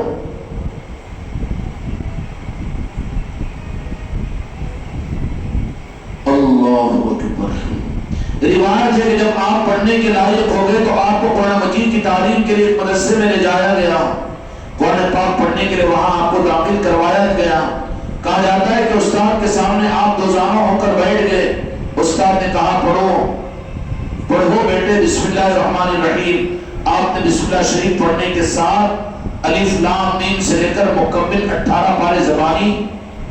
پڑھ ڈالے۔ استاد نے حیرت کے ساتھ دریافت کیا کہ یہ تم نے کب پڑھا اور کیسے یاد کیا؟ فرمایا والد ماجدہ 18 پاروں کی حافظہ ہے جن کا وہ اکثر ورد کیا کرتی تھی۔ جب میں شکم مادر میں تھا تو یہ 18 پارے سنتے سنتے مجھے یاد ہو گئے۔ ایک اور روایت میں کہ جیلان میں ایک مقامی مکتب تھا، جب حضرت غوث اعظم کی عمر 5 برس کی ہوئی تو آپ کی والد محترمہ نے آپ کو اس مکتب میں بٹھایا۔ حضرت کی ابتدائی تعلیم اس مکتب مبارک میں ہوئی۔ اس مکتب میں آپ کے استاد یا استاد کون تھے کتب تاریخ اور سیر اس کے بارے میں خاموش ہے۔ 10 برس کی عمر تک آپ کی ابتدائی تعلیم میں کافی دسترس حاصل ہو گئی تھی۔ حضرت غوث اعظم فرماتے ہیں کہ جب میں صفر سنی یعنی بچپن کے عالم میں مدرسے کو جایا کرتا تو روزانہ ایک فرشتہ انسانی شکل میں میرے پاس آتا اور مجھے مدرسے لے جاتا، خود بھی میرے پاس بیٹھا رہتا۔ میں اس کو مطلقاً پہچانتا نہ تھا کہ فرشتہ ہے۔ ایک دن میں نے اس سے پوچھا کہ آپ کون ہیں تو اس نے جواب دیا میں فرشتے میں سے ہوں، ایک فرشتہ ہوں۔ اللہ تعالیٰ نے مجھے اس لیے بھیجا ہے کہ میں مدرسے میں آپ کے ساتھ رہا کروں۔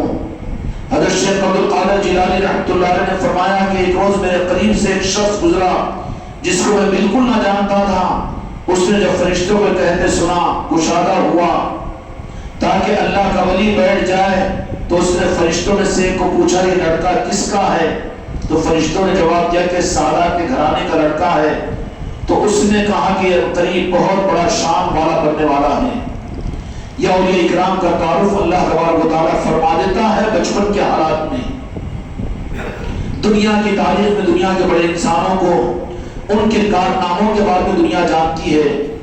لیکن ان کا تعارف کرانے والے اللہ تبارک و تعالیٰ کے نظام غیبی ہوتے ہیں۔ فرشتوں کے ذریعے سے تعارف ہوتا ہے، بشارتوں کے ذریعے سے تعارف ہوتا ہے۔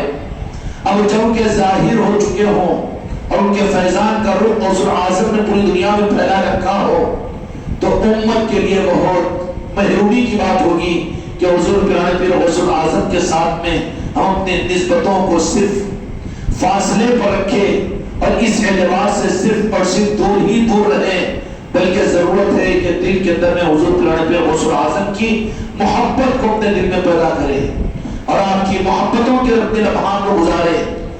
اور یہ سلسلے کی صورت کے اندر میں اللہ تبارک و تعالیٰ نے اپنے محبوب کی امت کو سلسلے قادریہ کی صورت میں قیامت تک کے لیے ظاہر فرما دیا۔ اور پیرانے پیر غوث اعظم دستگیر رحمۃ اللہ علیہ نے سلسلہ قادریہ کے بارے میں بڑی فضیلتیں بیان فرمائی ہے۔ حقیقت میں سارے سلاسل میں اصل جو ہے وہ سلسلہ قادریہ ہے، باقی جارے سلاسل ہے وہ سارے کے سارے فیض یافتہ ہے سلسلہ قادریہ کے، اور ہر سلسلے نے فیض حاصل کیا پیران پیر غوث العظم کے ذریعے سے۔ ہر سلسلے نے جس سلسلے کو جتنا نوازنا ہو، پیران پیر غوث العظم نے اس سلسلے کو دنیا میں اتنا نواز کر، چونکہ نظام ولایت کو پیران پیر غوث العظم کو دنیا میں چلانا تھا، اس لیے ایک ہی سلسلہ ہر جگہ ممکن نہیں تھا، اس لیے سارے سلسلوں کو پیران پیر غوث العظم نے فیض عطا کیا۔ تو جس سلسلے میں جتنا بھی فیض ہے وہ اصل میں فیض پیران پیر سیدنا غوث اعظم ہے، اور قادری سلسلے ہی کا فیض ہے۔ ہر سلسلہ قادری فیض ہی کا مظہر ہے، ہر سلسلہ مظہر ہے۔ اب اصل فیض تو سلسلے قادریہ کا ہے، پیران پیر کا ہے، لیکن وہ پیران پیر نے اپنے سلسلے کے فیض کے دینے کے لیے اگر سلسلے چشتیہ کو عطا کیا، صابریہ کو عطا کیا، نقشبندیہ کو، سہبتیہ کو، رفاعیہ کو، ان سارے سلسلوں کا فیض بھی اصل میں پیران پیر کا فیض ہے۔ اور وہ فیض اس لیے کہ انسانوں کے حکمت اور ملکوں کے حالات کے اعتبار سے ہر علاقے کے انسانوں کے حالات الگ الگ ہوں گے، اس مناسبت سے پیران پیر نے اپنے فیض کو تقسیم کرنے کے لیے گویا کہ اپنے سلسلے کے فیض کے برانچز قائم کیے۔ اور آدمی آج ناواقفیت کی وجہ سے سلسلوں میں چلنے والے بھی اس رخ پر پڑ جاتے ہیں کہ یہ سلسلہ بڑا، وہ سلسلہ چھوٹا، وہ سلسلہ بڑا، یہ سلسلہ چھوٹا۔ غوث العظم کو ناگوار گزرتا ہے یہ، اس سے اپنے آپ کو بچائے۔ کیوں؟ دنیاوی تقسیم کے اعتبار سے کوئی ایک برانچ ہے آپ کے پاس میں، اب آپ اگر یہ کہیں کہ نہیں اس برانچ کی آپ توہین کرنا شروع کر دیں، اس برانچ کی ناقدری کرنا شروع کر دیں، تو پھر اصل کمپنی آپ کو نظر انداز کر دے گی، اس لیے کہ اس برانچ کی ناقدری اصل میں اصل کمپنی کی ناقدری اور توہین ہوگی۔ اسی طریقے سے کوئی نعوذ باللہ سلسلے چشتیہ کو قادریہ کے مقابلے پر لا کر نیچے بتانے کی کوشش کرتا ہے، وہ تو غوث العظم ہی کی برانچ کی ناقدری کر رہا ہے، وہ جاہل ہے، طریقت کو نہیں جانتا۔ جو یہ کہے کہ نہیں ہم قادری سلسلے کے، ہم کو سلسلے چشتیہ سے مطلب نہیں اور رفاعی اور صابری سلسلے سے نہیں، تو طریقت کی لائن کا جاہل ہے وہ، اس لیے کہ سلسلہ قادریہ ہی کا برانچ ہے، برانچ کی ناقدری اصل کی ناقدری قرار دی جائے گی نا۔ یہ تو نہیں ہوگا کہ اصل کمپنی یہ کہے کہ ٹھیک ہے برانچ کی تم ناقدری کرے تم زیادہ تم کو پروڈکٹ دیں گے۔ یہاں تو قانون اتنا زیادہ چلتا ہے، اصول اتنے زیادہ چلتے ہیں کہ کوئی بڑی کمپنی ہے امریکہ کی، امریکہ کا نام مطلب مندور اور لعنتی کا، چلو کسی بھی ملک کے اگر کوئی ایک بڑی کمپنی ہے جو مشہور ہو گئی ہے، اب اس کی برانچز کو آپ نے کھولا کہ ہندوستان کے اندر بمبئی میں کوئی بڑی کمپنی ہے اور اس نے اپنے سارے برانچز پھیلا دیا، حیدر آباد کے اندر بھی یا اپنے پروڈکٹ کو پھیلا دیا ہے، ہوتا ہے نا۔ اور آپ نے ذرا حماقت کے ساتھ میں آپ نے کہا کہ ہم کو تو اصل کمپنی سے مطلب ہے، ہم برانچ کو خاطر پہ نہیں لاتے، لہذا حماقت کے ساتھ میں حیدر آباد کا کوئی آدمی جا کر اس اصل فیکٹری اصل کمپنی کی برانچ کو نظر انداز کر کے اور اس کے برانچ کو نظر انداز موقع کر کے ڈائریکٹ کمپنی پر پہنچ جائے اور کہے کہ ہم ڈائریکٹ آپ سے مان لیں گے، تو کمپنی والا کیا کہے گا؟ بازو ہٹ کے بات کریں، ہٹ بازو، تو ہم کو کیا پہچانے گا؟ کہے گا کہ نہیں کہے گا؟ ریجیکٹ کر دے گا، نہیں صاحب میں اتنا بڑا کروڑوں روپے کا آپ سے کرو لو، چل نکل بازو، اس لیے کہ تجھے جو کچھ لینا ہے وہ ہمارے برانچ سے لے، ڈائریکٹ ہم سے نہیں لے سکتا۔ خدا کی قسم غوث العظم ہی کے فیض کے سارے برانچز ہیں، اس تمام سلسلے، زبانوں کو روک لے، وہ اہل طریقت بھی اپنی زبانوں کو جہالت کا اظہار نہ کرے، تقابل نہ کرے اس میں، اس لیے کہ پیران پیر اگر ناراض ہو جائے تو کہیں سہارا نہیں ملے گا، بلکہ صدیق اور بددین بن جائے گا، وہ گستاخ بن جائے گا۔ وہ غوث العظم کبھی پسند نہیں کرتے کہ سلسلے چشتیہ کو کوئی کچھ کہے، یا سلسلے صابریہ کی توہین کرے، یا سلسلے سہبتیہ کی توہین کرے، یا سلسلے نقشبندیہ کی توہین کرے، وہ کیونکہ سارے کے سارے تو غوث العظم کے برانچ ہیں، اصل تو سلسلہ تو غوث العظم ہی کا ہے نا۔ ان کے برانچ کی اگر ناقدری کرنا ہو تو کمپنیز کو ایکسپٹ نہیں کرتی، تو اس مثال اور تمثیل میں اے خانقاہ محمدی والو تم بھی اپنے آپ کی احتیاط کرنا کہ ہر سلسلہ اگر حقیقت میں وہ سلسلہ ہے تو وہ قابل قدر توحید کرنے کا کسی کو حق نہیں. اب رہا باقی ہے کہ پیران پیر سیدنا غوث اعظم دستگیری اولیاء کے امام ہیں، اولیاء کے سردار ہیں. ہم چشتی اور صابری اور قادری یہ سارے سلسلے ہمارے پاس میں، ان کے نام لیوا، ان کے گدا، ان کے در کے بھکاری ہے. ہم کو اس سے مطلب نہیں ہے. ہم بھکاریوں کے لیے تو یہی ہے کہ جہاں خیرات ملتی ہو مانگ لیں گے، اپنا پیٹ بھر لیں گے. ہم حماقت نہیں کریں گے کہ ہم تو سیدھا راس جا کر ملک کے صدر کے پاس ہی سے خیرات لے کر ہم کھائیں گے. بھوکا مر جائے گا. تجھے جہاں پر اپنے پیٹ بھرنے کے لیے جہاں جو چیز سے مل جاتی ہے. اس لیے کم صرف لوگ ہوتے ہیں جو سلسلوں کے اندر بھی یہ سوچ اپنے مریدین کو دیتے ہیں کہ وہ نہیں، یہ چھوٹا وہ بڑا، یہ کم ظرفی کی جہالت کی علامت ہے. پیران پیر غوث اعظم نے یہ بات ظاہر نہیں کی بلکہ ناراض ہو جاتے ہیں وہ، اس لیے کہ سارے سلسلوں کو نوازا ہے غوث اعظم نے. تو جب انہی کی برانچ ہو، اگر اس برانچ کی ناقدری اس کی توہین کرے تو غوث اعظم خوش نہیں ہوں گے. ان کو خوش کرنے کا راستہ یہ ہے کہ کنسلٹ ہو ان کے برانچ سے. ہندوستان کے اندر میں غریب نواز نے بر اعظم ایشیا کے لیے نہیں، پوری دنیا کے لیے بہت بڑی ذمہ داری سلطان ہند خواجہ خواجگان کو عطا فرمائی. آپ کا سلسلے چشتیہ وہ سلسلے چشتیہ ہے جس سے غوث اعظم بہت زیادہ خوش ہے. خوش نہیں ہے، واقف نہیں ہے. لوگ تقابل کر کے جہالت کا اظہار کرتے ہیں. سلسلے چشتیہ کے اندر میں سما ہے اور وہاں پر ناچنا اور کودنا ہے. قادری سلسلے کے اندر میں یہ نہیں ہوتا. تمہارے بڑوں نے یہ بات نہیں کہی، ذرا سمجھ جاؤ، کم از کم صحیح بات کو معلوم کر لو. اس لیے کہ غوث اعظم کے بارے میں بھی روایت ملتی ہے، ایک روایت کہ پیران پیر غوث اعظم دستگیر رحمت الرضوان کی بارگاہ میں جب سلطان الہند اپنے خراسان کے علاقے سے واپس ہو رہے تھے تو اس وقت بغداد شریف میں تشریف لے گئے اور بالکل غوث اعظم کے زندگی کے ظاہری ایام قریب تھے. اس وقت میں آپ کی خانقاہ کے اندر میں غریب نواز کی آمد بھی خواجہ معین الدین چشتی اجمیری رحمت اللہ علیہ کی. وہ تو شہزادے مصطفیٰ تھے، غوث اعظم کیسے نہیں پہچانیں گے.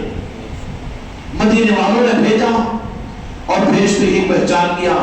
اور غوث اعظم کی خانقاہ میں ایک عظیم مہمان کی طرح سے آپ کو قیام فرمایا. 3 دن بعض روایتوں کے مطابق کہ 7 دن آپ نے قیام کیا خواجہ جی نے. میں اپنے مریدین کے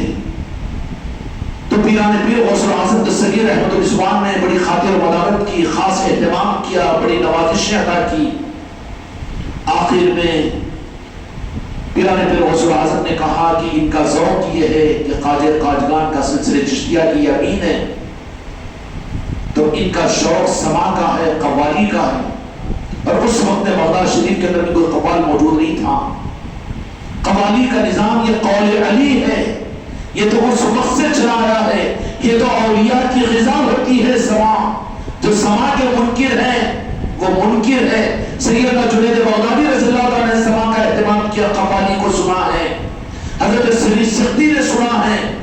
اور اولیاء اکرام نے سنا ہے اور انہوں نے قوالی کو بالاہتمام کروایا ہے اپنی خانقاہوں کے اندر میں. لیکن آج کا یہ ادھورا کڑوا کریلا یہ کہتا ہے کہ یہ سما، یہ ناچنا، یہ کودنا اور یہ چشتیہ نظام، یہ قوالی، یہ مضامین کا استعمال، یہ سب ان کی باتوں کو سن کر اس کو حرام، ان کے ڈر میں خود کو چھپا رہا ہے. ان کے ڈر میں خود کو چھپا رہا ہے. نتیجہ یہ نکلا کہ غوث اعظم نے کہا کہ آئے ہوا مہمان بڑے مقدس ہیں، کھانے و پینے کا تو بہترین انتظام ہے، سب کچھ بھی ہے. ایک حجرے میں ٹھہرا دیا لیکن محسوس کیا تو کہا اپنے مریدین سے کہ جاؤ، آئے ہوئے مہمان مقدس ہے معین الدین سنجری معین الدین حسن سنجری، بڑے معزز مہمان ہیں. یہ قوالی کے سننے کے بڑے شوقین ہیں، لہذا رات کے اندر میں ان کے لیے قوالی کا انتظام کیا جائے. غوث اعظم نے اپنی خانقاہ شریف کے اندر میں شہر میں سارا تلاش کروا کہ کوئی قوال ہے جو کلام سنا سکتا ہے. کہا کہ کوئی تو قوال نہیں. جو قوال تھا اس کا تو انتقال ہو چکا ہے، کئی سال ہو چکے. تو کہا کہ کیا کریں، مہمان ایسا ہے کہ تقاضا یہ ہے کہ ہم کو تو قوالی کا انتظام کرنا ہے، سنانا ہے. خانقاہ محمدی اجمیری نصرتی والے جہاں دیکھو یہ سماج کی محفلیں، نعتوں کی محفلیں، اور پھر یہی محفلیں درود و سلام کی محفلیں کیا کریں گے کہ نیمبو کے درخت کو نیمبو لگے گا، سنترے کے درخت کو سنترا لگے گا، کریلے کے درخت کو کریلا لگے گا. ہم ہے ہی صابری اور قادری اور چشتی، تو پھر ہم اپنی زندگی کا وظیفہ یہ نہ بنائیں تو تمہاری مسجدوں کا نظام تم کو مبارک، تمہارے مدرسوں کی رعایت تم کو مبارک، تمہارے علماء کی رہبری تم کو مبارک. ہم کو تو غلامی پسند ہے، ہم تو غلام ہیں غوث و خواجہ کے. اس سے زیادہ کہ ہمارے سوچنے کی اوقات نہیں. ہمارے لیے کوئی دلیل نہیں ہے، ہم کو دلیل مت دو. ہمارے لیے تو دلیل یہ ہے، ہم اپنے مزاج کو بدلنے کے لیے اس دلیل کو قبول کرتے ہیں کہ کھل کر بتا دو کہ غوث الاعظم نے نہیں کیا، یا صالح پاک نے نہیں کیا، غریب نواز نے نہیں کیا. ہم کرنے کے لیے صرف ہمارے لیے دلیل صرف یہ ہے. ہماری اتنی بڑی اوقات نہیں کہ ہم قرآن و حدیث کو دیکھیں دلیل کو لے، بلکہ ہم یہ دیکھتے ہیں کہ صالح پاک نے کیا تو ہم بے دلیل کس کو مانتے ہیں، غریب نواز نے کیا ہے تو عقیدہ بنا کر اس کو مانتے ہیں. غوث الاعظم سے کوئی بات ثابت ہے تو ہم اس کو تو قرآن سمجھتے ہیں. ہمارے پاس ہم دلائل کی ضرورت نہیں ہے. ہم کو دلائل میں سمجھانے کی کوشش مت کرو. اب تمہیں 1000 دلیل 1000 کتابیں لا کر رکھو ان کو. ہم کو تو بہرا اور اندھا سمجھو، ہم معذور ہیں. ہم کو تو اپنے آقاؤں کی غلامی سے مطلب ہے، جو انہوں نے کیا اس کی نقل ضرور کریں گے ہم. سمجھ میں آئی بات؟ تو چنانچہ لوگوں نے آ کر کہا کہ نہیں، اس خوال کا تو انتقال ہو چکا ہے، غوث الاعظم ہے، عبد القادر شہید اللہ ہے، وہ اللہ نے قدرت عطا کی ہے، اللہ نے قادر بنایا ہے ان کو، عبد القادر ہے وہ. کہا کہ نہیں، قوالی تو ہوگی. مہمان ایسے ہیں کہ اب ارادے سے نہیں پلٹیں گے، آج تو قوالی سنائیں گے. چنانچہ لوگ پریشان ہیں، مریدین خانقاہ کے اندر میں پیرانے پیر کے کہ قوالی تو کوئی زندہ نہیں ہے. بڑے بڑے لوگوں نے اس روایت کو نقل کیا، اس واقعے کو نقل کیا، انکار نہیں کیا جا سکتا. تو چنانچہ مغرب کی نماز کے بعد میں پیرانے پیر غوث الاعظم نے اپنے 2 مریدین کو بلایا اور بلا کر کہا کہ وہ قوال فلاں نام کا ہمارے پاس میں بغداد میں رہا تھا، انتقال ہو گیا سرکار اس کا، تو ہوگا انتقال ہونے کی تعداد کتنے سال ہوئے تو وہ تو نہیں معلوم، لیکن انتقال ہو چکا تھا. تو کہا کہ ٹھیک ہے، خاموشی کے ساتھ میں جانا، اور دونوں کو بھیجا اور ذمہ داری دی کہ قبرستان کے دروازے پر کھڑے ہو کر اس کا نام یہ تھا، نام لے کر کہو کہ عبد القادر نے تمہیں بلایا ہے، عبد القادر نے تمہیں بلایا ہے. کائے کے لیے بلایا؟ یہ اپنے آپ کو قادری کہے اور قوالی کا انکار کرے، یہ تو کٹ پنجا ہے. یہ کٹ پنجا ہے، بیچارے کو علم کہاں ہے. جہالت کا غلبہ ہے، جہالت کا اظہار. بڑی تکلیف ہوتی ہے ہم کو بڑی تکلیف ہوتی ہے کہ اپنے آپ کو قادری بھی کہے، سہورتی بھی کہے اور نقشبندی بھی کہے، لیکن سلطان الہند خواجہ خواجگان کے نظاموں کے اوپر اعتراض کی انگلی اٹھائے. جنہوں نے اعتراض کیا، خدا نے دنیا میں انہیں برا انجام کا کیا، برا انجام کیا. نتیجہ یہ نکلا کہ مغرب کے بعد میں غوث الاعظم نے دونوں کو بھیجا اور جا کر کہا کہ قبرستان کے پاس میں کھڑے ہو جانا، کھڑے ہو کر فلاں ابن فلاں اس کا نام لے کر پکارو اور کہنا کہ عبد القادر نے تمہیں بلایا ہے اپنی خانقاہ پر. چنانچہ انہوں نے جیسا کہا گیا ویسے جا کر قبرستان کے دروازے پر کھڑے ہو کر آواز لگائی، فلاں ابن فلاں قوال. تو ان لوگوں نے روایت کیا ہے کہ وہ قبر خود بخود جیسے ایک بیج نکلتا ہے تو زمین پھٹتی ہے نا، اس طریقے سے قبر پھٹی اور اس کے اندر میں لبیک یا عبد القادر، لبیک یا عبد القادر، لبیک یا عبد القادر کہتے ہوئے کہا کہ لے کر چلو ہم کو سرکار کے پاس. خانقاہ کے اندر میں تشریف لائے، کہا کہ غسل کر لو، کپڑے پہنا دو. کپڑے پہنا دیا غوث الاعظم نے، کپڑے کا پہنایا، ولایت کا لباس پہنا دیا. کن کے بلائے ہوئے تھے؟ غوث الاعظم کے بلائے ہوئے تھے. اس لیے کہو بنداس یا غوث الاعظم، بنداس کہا کرو یا غوث الاعظم، پکارا کرو، اپنے گھروں پر نشانے لگایا کرو، دنیا کو بتا دو کہ غوث الاعظم کے ماننے والے ہیں. چھپنے کی ضرورت نہیں ہے، چھپو گے تو چھپا دیے جاؤ گے، نظروں سے گرا دیے جاؤ گے. اور یہاں سے نظروں سے گر گئے تو کہیں سہارا ملنے کا نہیں ہے. غوث الاعظم کی ذات ہے، سارے ولیوں پر ان کی چلتی ہے، کسی ولی کی ان پر نہیں چلتی. وہ غوث الاعظم ہیں. ان کے نشان سے جن مریدوں کے گھر محروم ہیں وہ بدنصیب ہے، وہ اپنے گھروں پر غوث اعظم کا نشان لگا دو اور یہ دنیا کے سامنے ثابت کر دو کہ ہم غوث اعظم کے نام لیوا اور ان کے غلام ہیں۔ نتیجہ یہ نکلا کہ کہا کہ ہاں انتظام کیا ساری قوالی کا، اور اس قوال کو کہا کہ ٹھیک ہے ہمارے مہمان کے لیے قوالی سنانا۔ تو جو مردہ اٹھ کر آیا ہوگا کیسی قوالی سنایا ہوگا، اور حکم پیرانے پیر غوث اعظم، اور جو سچے قوال ہوتے ہیں نا وہ خود بھی اگر واقعتاً سچے ان کے پاس لالچ اور دنیا کی محبت نہیں ہوتی نا تو وہ خود پڑھتے نہیں ہیں، گاتے نہیں ہیں، بلکہ گانے لگوایا جاتا ہے، پڑھنے لگوایا جاتا ہے۔ وہ خود بھی کہتے ہیں کہ نہیں ہمارے بس کی بات نہیں تھی۔ یہ کرم ہے میرے غریب نواز کا کہ یہاں پر جو محفل سما ہوتا ہے سالانہ رجب المرجب کے دن میں ہوگا انشاءاللہ تعالی محمد رسول اللہ، تو آنے والے قوال ایک نہیں 2 مرتبہ تو مجھ سے کہا کہ 10 سما کی محفلیں اور قوالیوں میں ہم جاتے ہیں، ہمارا تو مشغلہ ہی ہے، لیکن وہاں پر خانقاہ محمدی کے در میں ہم آتے ہیں تو جو پڑھنا چاہتے ہیں ہم خود بھی نہیں پڑھ سکتے، وہاں تو کچھ اور ہی پڑھوایا جاتا ہے وہاں پر۔ اور بات صحیح ہے، یہ بات مبالغے کی نہیں ہے، وہ دیکھی نہیں ہے، یہ نہیں ہے کہ ہم ان کو 50-60 ہزار روپے، لاکھ 2 لاکھ روپے دیتے، یہ بات نہیں ہے۔ ان کو تو بہت زیادہ اور جگہ ملتے ہوں گے، ہمارے پاس تو چونکہ چندے کا نظام نہیں ہے، اس کے لیے زیادہ نذرانے بھی ہم نہیں دیتے، لیکن اس کے باوجود ہماری خوشامدی کے لیے بات نہیں، بلکہ قوالیوں میں بھی ایک مرتبہ انہوں نے کہہ دیا نا ہم کچھ چاہ رہے تھے پڑھنے کو لیکن ہم اپنے بس میں نہیں رہے، کچھ اور ہی پڑھوا دیا گیا یہاں پر۔ تو پھر رات بھر جب ہوئی ہے قوالی، اب جب قوالی کا وہ مقام پیران پیر کی خانقاہ میں غریب نواز کی موجودگی میں ان کے لیے ایسا انتظام کیا گیا ہو کہ مدد ہوئے مردے کو لا کر قوالی، یہ وہ روحانی غذا اور یہ وہ روحانیت کا نظام ہوتا ہے کہ جن کو اللہ تبارک و تعالیٰ نے ولایت کے نظاموں میں یہ قدرتیں عطا کرتے ہیں کہ جو ہونے لگی قوالی تو رات کے 2-2:30 بج گئے، پیران پیر غوث اعظم اپنے حجرہ مبارک سے نکلے، بھوک عادت تھا، بے خودی کی کیفیت تھی، غریب نواز کی موجودگی میں پڑھنے والا وہ قوال، پڑھانے والے غوث اعظم کیا عالم کیا ہوگا، محسوس کیا غوث اعظم نے اپنے حجرے میں سے باہر تشریف لائے، ایک عصا آپ کے ہاتھ مبارک دست مبارک میں تھا، اور اس دست مبارک میں عصے کو لے کر آئے اور جہاں پر قوالی چل رہی تھی قوال کے پاس کھڑے ہو گئے اور اپنے عصا کو زمین پر اس طریقے سے ٹیک دیا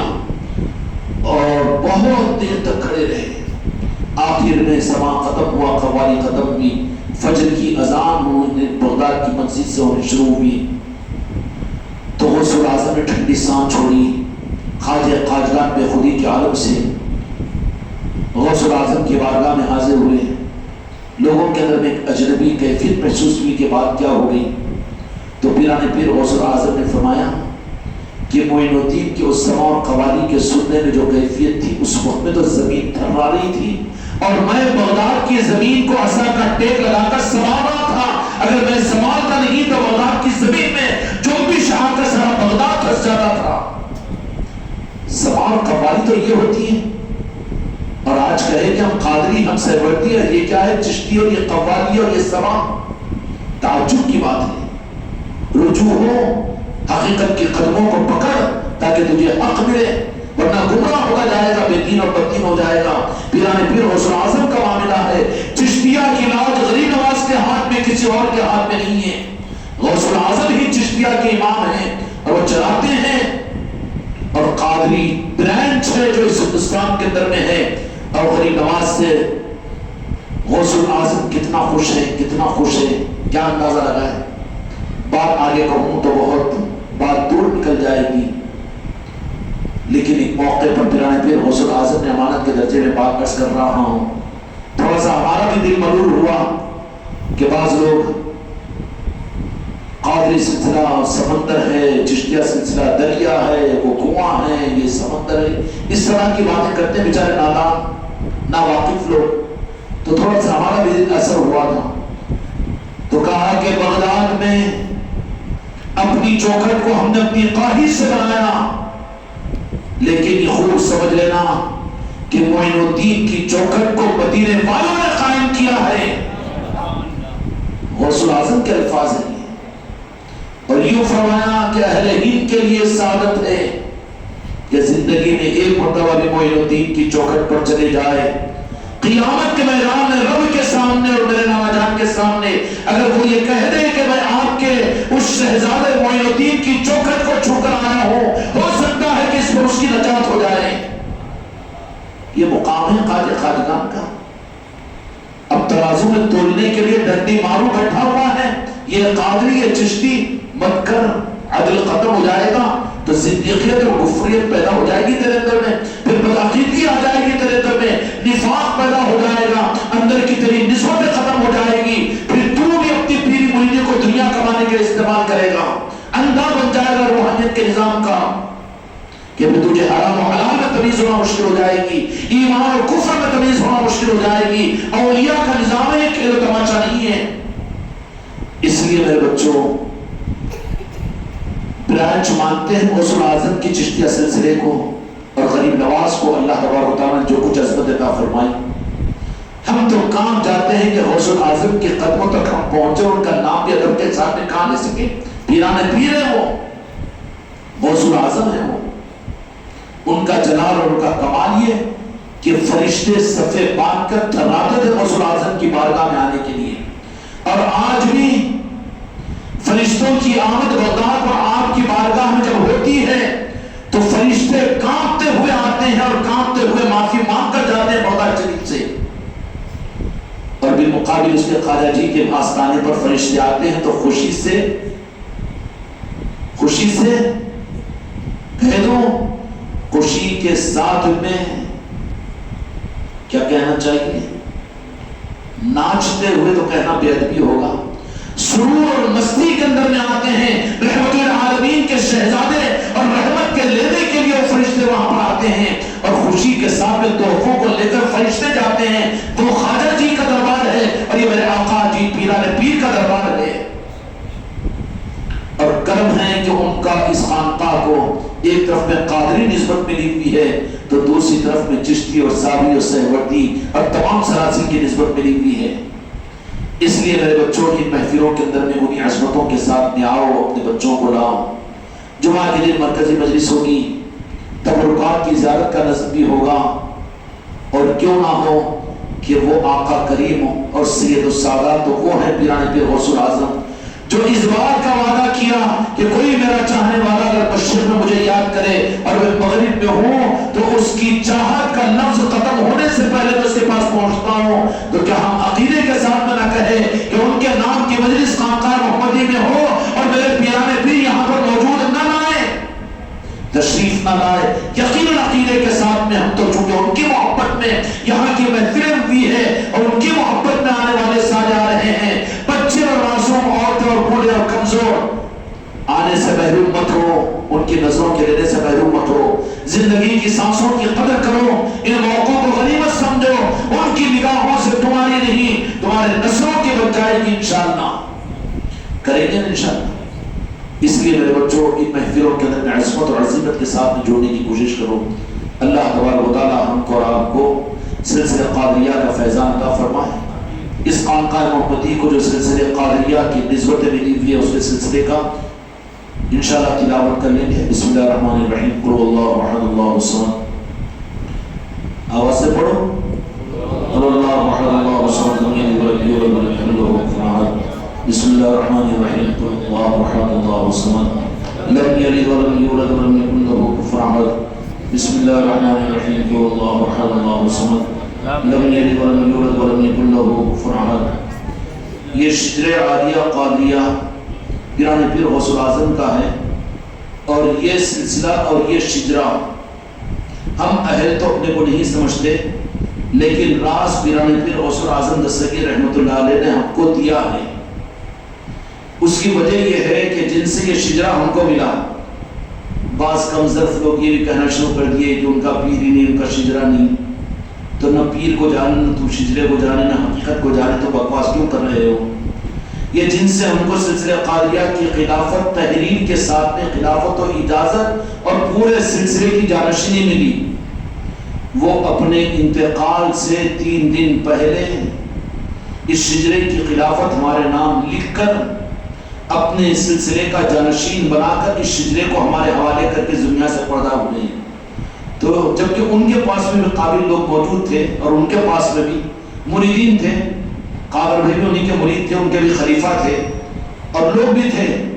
اور جبکہ ہم ان سے بیعت بھی نہیں ہوئے تھے، ظاہری طور پر برائنا ملاقات ہوتی تھی، لیکن نظریں تھی، پیران پیر غوث اعظم کا حکم تھا، وہ اس حکم کے مطابق ہم تو نہیں لیے، طلب نہیں کیے، لیکن انہوں نے حکم پیران پیر غوث اعظم پر اس شجرے کو نہیں بلکہ اپنے سارے سلسلے کی جانشینی ہمارے حوالے کی، اور انہوں نے پوری جانشینی کے ساتھ اختیارات تحریر میں ہم کو دیے۔ یہ سلسلہ قادریہ اس طرح سے ہم کو ملا ہوا ہے کہ جب ان کے جسم کو اٹھایا گیا تو تکیے کے نیچے ان کی بیٹی کو یہ شجرا ملا، کھول کر دیکھے تو اس میں وصیت لکھی ہوئی تھی کہ ہماری نماز جنازہ بھی سید نصرت علی ہی پڑھائیں گے، اور یہ ہمارے سلسلے کی خلافت اور جانشینی بھی ہم نے انہی کو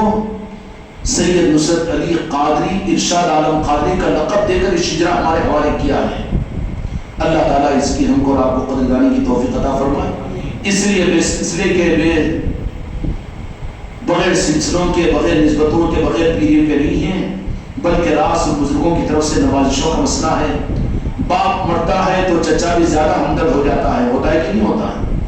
اب کوئی یہ کہے کہ نہیں چچا کی ہمدردی نہیں ہے، ملتی ہے ہمدردیاں۔ الہی بحرمت راز و نیاز سید دوسرا امام الانبیاء حضرت محمد مصطفیٰ صلی اللہ علیہ وسلم، الہی بحرمت راز و نیاز امیر المومنین خلیفہ رسول اللہ حضرت علی بن ابی طالب کرم اللہ وجہہ الکریم، الہی بحرمت راز و نیاز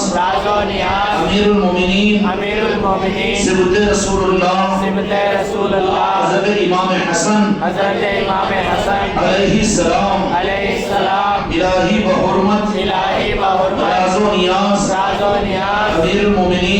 المومنین سبت رسول حضرت سید الشہداء امام حسین شہید کربلا علیہ السلام، الہی بحرمت راز و نیاز سبت رسول اللہ حضرت امام زین العابدین علیہ السلام، الہی بحرمت راز و نیاز سبت رسول اللہ حضرت امام محمد باقر علیہ السلام، الہی بحرمت راز و نیاز سبت رسول اللہ حضرت امام جعفر صادق علیہ السلام، الہی بحرمت راز و نیاز سبت رسول اللہ حضرت امام موسیٰ کاظم علیہ السلام، الہی بحرمت راز و نیاز سبت رسول اللہ حضرت امام علی موسیٰ علیہ السلام، الہی بحرمت راز و نیاز حضرت خواجہ معروف کرقی رحمت اللہ علیہ، الہی بحرمت راز و نیاز حضرت خواجہ سری سختی رحمت اللہ علیہ، الہی بحرمت راز و نیاز حضرت سید الطائفہ حضرت خواجہ جنید بغدادی رضی اللہ تعالی عنہ، الہی بحرمت راز و نیاز حضرت خواجہ شیخ ابو بکر عبداللہ شبلی رحمت اللہ علیہ، الہی بحرمت راز و نیاز حضرت خواجہ ابو الفضل عبد الواحد ابن زید ایمنی رحمت اللہ علیہ الہی بحرمت راز و نیاز حضرت خواجہ محمد عبد الفرحان کوسی رحمت اللہ علیہ الہی بحرمت راز و نیاز حضرت خواجہ شیخ ابو الحسن قریشی علی الانکاری رحمت اللہ علیہ الہی بحرمت راز و نیاز حضرت خواجہ شیخ ابو سعید مبارک مرحومی رحمت اللہ علیہ الہی بحرمت راز و نیاز حضرت غوث الثقلین قطب دارین پیران پیر محبوب سبحانی حضرت سیدنا شیخ عبد القادر جیلانی رضی اللہ تعالی عنہ الہی بحرمت راز و نیاز حضرت سید تاج الدین عبد الرزاق قادری رحمت اللہ علیہ الہی بحرمت راز و نیاز حضرت سید ابو صالح نصر قادری رحمت اللہ علیہ الہی بحرمت راز و نیاز حضرت سید محمد سنو احمد قادری رحمت اللہ علیہ الہی بحرمت راز و نیاز حضرت سید حسنین الدین رحمت اللہ علیہ الہی بحرمت راز و نیاز حضرت سید محمد بغدادی قادری رحمت اللہ علیہ الہی بحرمت راز و نیاز حضرت سید علی قادری رحمت اللہ علیہ الہی بحرمت راز و نیاز حضرت سید موسیٰ قادری رحمت اللہ علیہ الہی بحرمت راز و نیاز حضرت سید حسین قادری رحمت اللہ علیہ الہی بحرمت راز و نیاز حضرت سید جعفر علی قادری رحمت اللہ علیہ الہی بحرمت راز و نیاز حضرت سید ابراہیم شاہ قادری رحمت اللہ علیہ الہی بحرمت راز و نیاز حضرت سید میرا سلیمان قادری رحمت اللہ علیہ الہی بحرمت راز و نیاز حضرت سید شاہ اسماعیل قادری رحمت اللہ علیہ الہی بحرمت حضرت سید شاہ علاء الدین قادری رحمت اللہ علیہ الہی بحرمت راز و نیاز حضرت سید شاہ عبدالرزاق قادری رحمت اللہ علیہ الہی بحرمت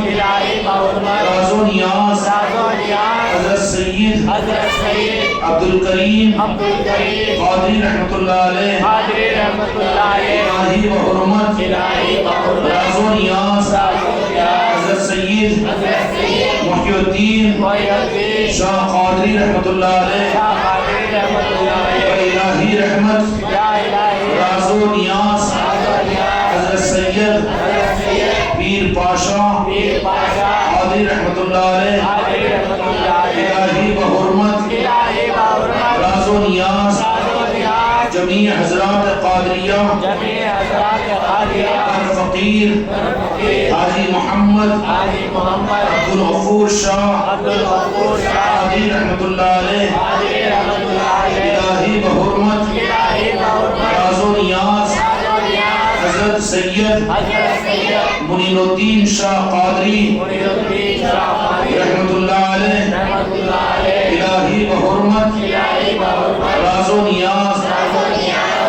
سید محمد غیاث الدین شاہ قادری رحمت اللہ علیہ الہی بحرمت راز و نیاز حضرت سید شمشاد حسین کلیم اللہ شاہ قادری رحمت اللہ علیہ الہی بحرمت راز و نیاز سید شاہ نصرت علی ارشاد عالم قادری عفی عنہ